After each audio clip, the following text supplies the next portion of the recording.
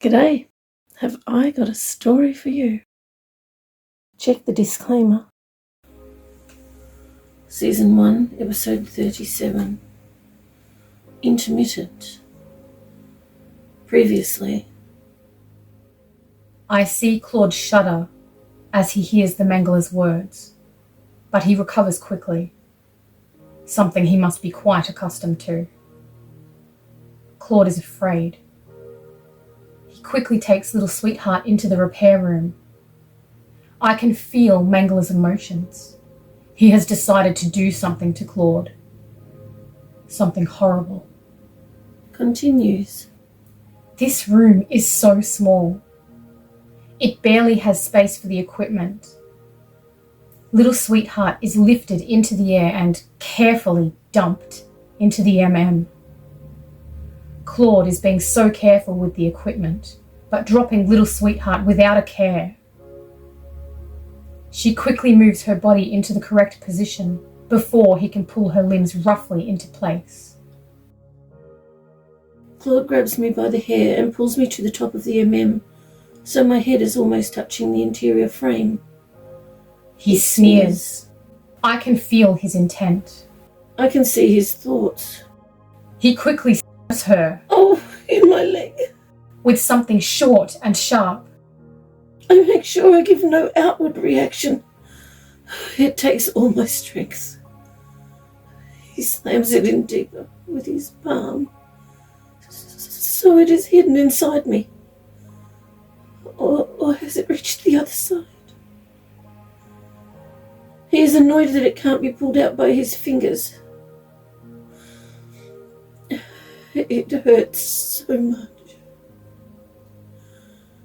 Every part of me hurts. Sometimes I think that the bruising from being thrown around hurts more than the broken bones. But not more than being stabbed. I can see Claude's thoughts, so I say out loud, "If you make the healing time take longer, would he be angry with you?" Claude, suddenly fearful, realizes he needs to hurry and get the healing process started. I lay still, and the MM needles puncture my body from everywhere. It's excruciating, stabbing into every wound in my body. I lay still and make myself think of something else. What is a good memory? Do I have any? Why does my mind always go to the dog when I try to think of something good? Do I have no other good memories? I remember walking down a huge hallway. The ceiling was twice as high, and the walls were about 3 times as wide. There's a man walking with me on my left. I look at the cages on my right as we walk past. Cages are so big here. Are they going to put me in a cage again? I hope not. Oh, some of the things they are doing to people in those cages. I wish I didn't see. I wish I didn't know. Oh, here's an empty cage. Are they going to put me in there? No. As we walk past, I try to see what is happening in the next cage because I hear an intermittent voice calling for help in my mind, very deep in my mind. What is that thing? When I try to connect with its thoughts, it's like I can get through for a brief moment, and I try to say that I'm here and ask how I can help. But the connection is too intermittent for us to understand what is being said. Is it a person? Or is it like me? Wait, I am a person, aren't I? I think it's a person. As I look in the next cage, I see many girls, all identical. But there's something very wrong. There are only 2 minds in that cage. How can there be only 2 minds but so many people? Again I hear those intermittent thoughts coming from the cage I just passed. But this time I hear them in the girl's thoughts. Actually, the only girl's thoughts. The other thoughts are from the scientist. I quickly count the girls. It looks like there's over 20. Maybe 22. It's hard to count from this angle. I check again. One girl's thoughts. What is she doing? This is intriguing. There is a scientist walking towards us. I quickly put a question in his mind. What is this man doing walking down the hallway with that child? Is he on the wrong level? The scientist stops us and speaks to the man. Good. I would like a few more seconds to find out what is happening with this girl, or girls. I go into her mind and can see that she is simultaneously concentrating on 3. What are those? I hear her say, "Hi!" to me in my thoughts, and every girl in the cage slowly turns and looks at me. About a third of them, then the next third, and then the last third. I know they all turn slowly so as not to startle me, but I really wasn't expecting that. I show no outward reaction. Well, actually, maybe my eyes widened slightly. They all smile at me, not a sinister smile like the scientists, but a kind, gentle smile, as though they know me. I try to smile back at them, but I'm not sure how. I put my fingers on my cheeks to feel if I am doing it right, and I hear a giggle in my mind. Oh, she thinks I'm sweet. Well, that's nice. I think she is intriguing. As the man and I walk further down the hall, I keep my mind on those 2 cages. It was like the girl was trying to understand what those intermittent thoughts were saying to her, just as I was. Does she have a mind ability? I'm not sure. Well, if she does, it's nothing like mine. It seems incredible. She's concentrating on 8, 7, and 6. 8, 7, and 6 what? I'm not sure. Maybe people?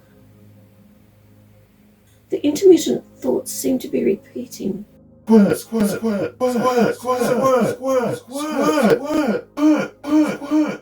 Ert and Ertz. Is it hurt? Her thoughts keep repeating. I'm here. I'm It's here. me. It's I'm me. here. I'm here. It's me. It's me. I'm here. I'm here. It's I'm me. here. It's me. It's me. I'm here. I'm It's here. me. It's me. I'm here. Suddenly the intermittent thoughts stop, and I can't find them. It's as though they don't exist. Oh no, did they? No, it's still alive, I'm sure of it. They've done something to its mind, so it can't... Maybe it's easier to say what it still can do. It can think, but just ordinary think, nothing more. It's so sad. I can feel it.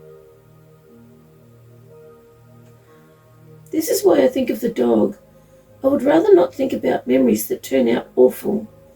I couldn't do anything to help them. I had no idea what to do. What was happening with those girls or girl? She seemed so familiar to me. I wish I could help more people. If I had my memories, I'm sure I could. It's interesting how she can do that. Take herself away from a situation and think about something else. She can spend a long time in thought, hours if she chooses. But when she stops, only a second or 2 has passed. Claude plugs a cable into the side of the machine from a big computer on wheels and adjusts a lot of settings. Partway through adjustments, he decides that putting it back on automatic is quicker. Liquid starts to filter in from the end near my feet. repairs are a very painful experience. Everything wrong put right all at the same time. This is done very quickly compared to normal human healing. It's like feeling every bit of pain from every injury at the same time, but stronger and continuous. Riella's here. She's helping me. She's taking some of the pain. Sedatives are sometimes given to children as young as Little Sweetheart, if the scientists don't want to hear them scream. Claude looks directly into my eyes, his face so close to mine. Even though I am screaming on the inside, I will not outwardly scream. I will show no outward reaction at all. Looking back into Claude's expectant eyes, I realize how sad he is. Underneath the burliness and the self-confident manner that he shows, I see fear, uncertainty, grief, misery, and regret. But most of all, sadness. I can't move my face to speak, so I ask him in his thoughts, "Claude, are you okay?" He immediately jumps back, looking surprised, then leaves the room. I can see in his thoughts that he's decided my voice in his mind was nothing, and that he's going to forget about it. It's unusual he actually consciously heard me in his thoughts. These scientists and lab assistants usually either don't hear me in their thoughts, or decide to ignore me and behave as though it didn't happen. He heard and recognized that I was speaking to his mind. Maybe using his name made a difference. I hope I remember that for next time. The water is still rising, getting warmer and thicker.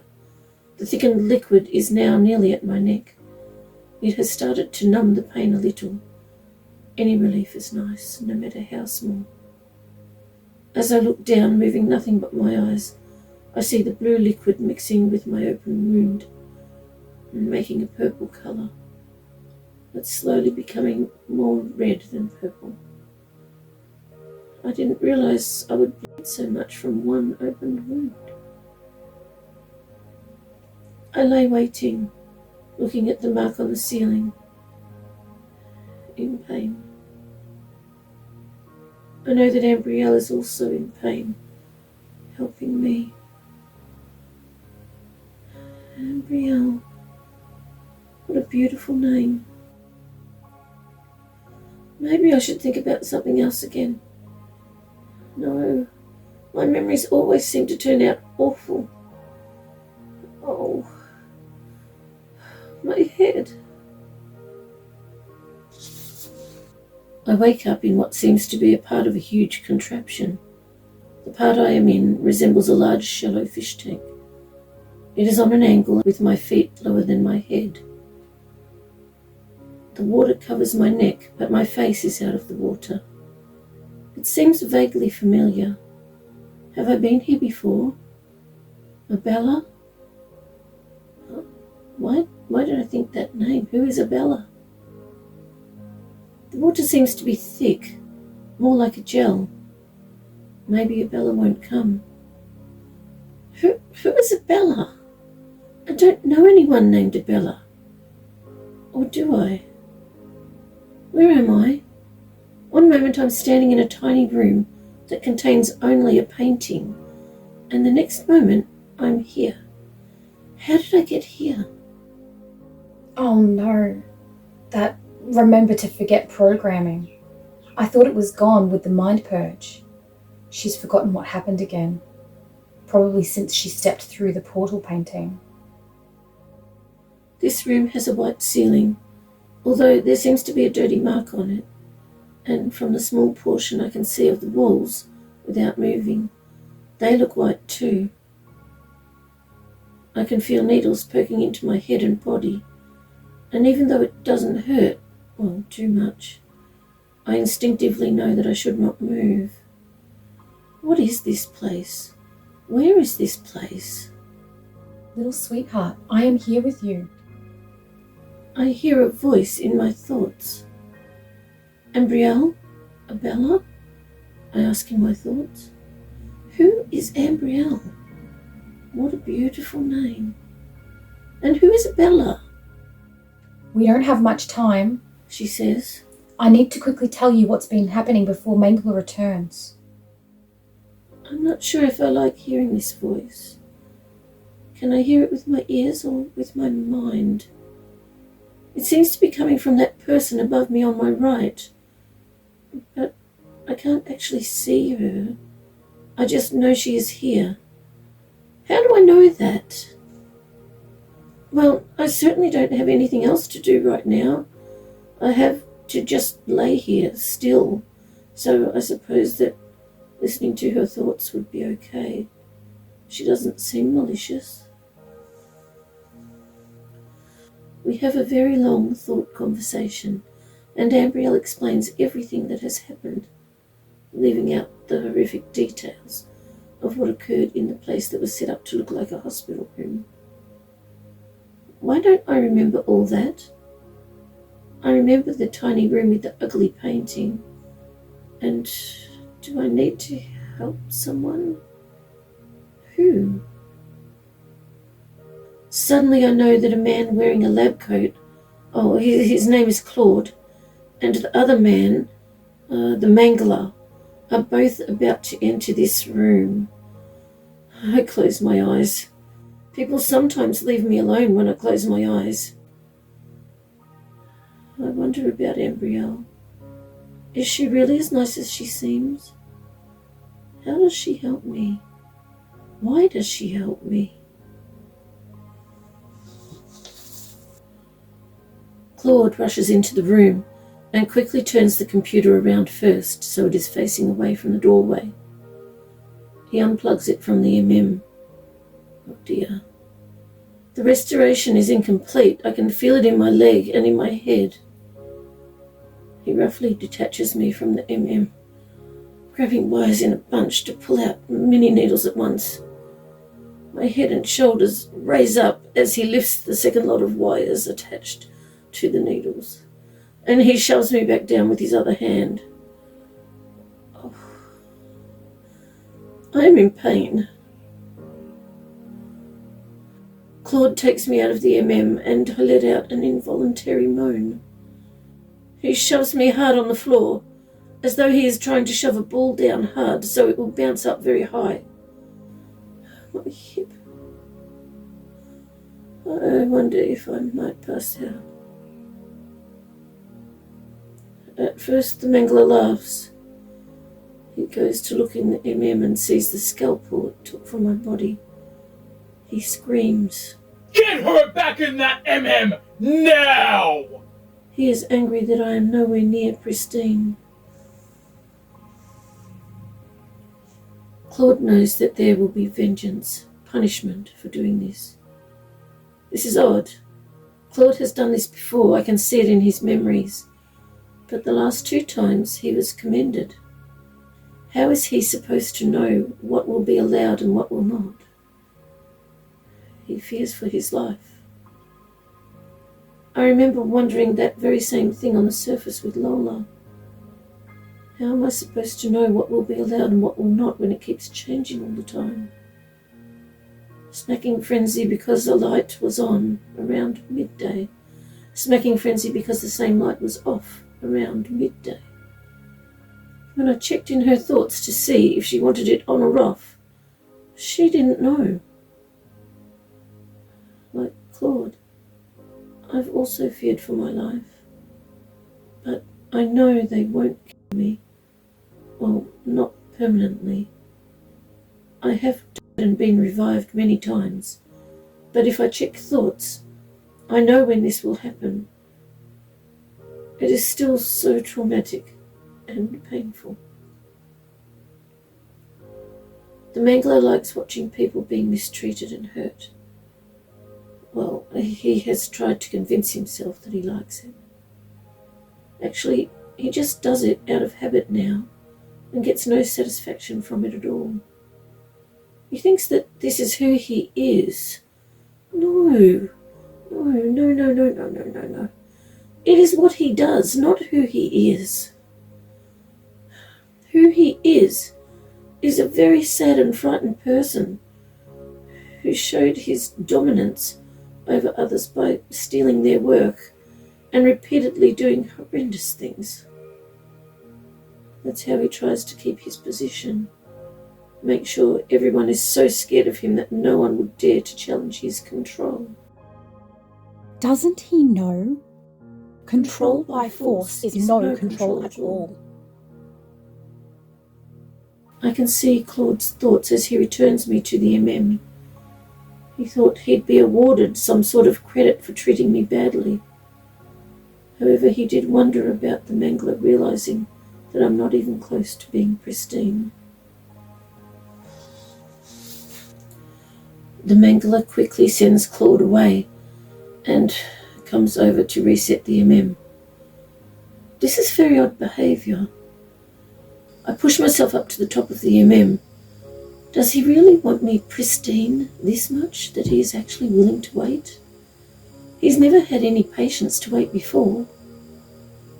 He busies himself with the settings, taking an unusually long time. As the MM starts, I hear something plonk into the thick water. Did the mangler throw something in as he left? These are odd sensations I feel along my spine and in my face. Not what I usually feel in an MM. I wonder what all those unusual feelings are, especially the one that seems to be at the base of my backbone. What is happening to me? Thank you so much for joining us with the cuppa. We appreciate your company.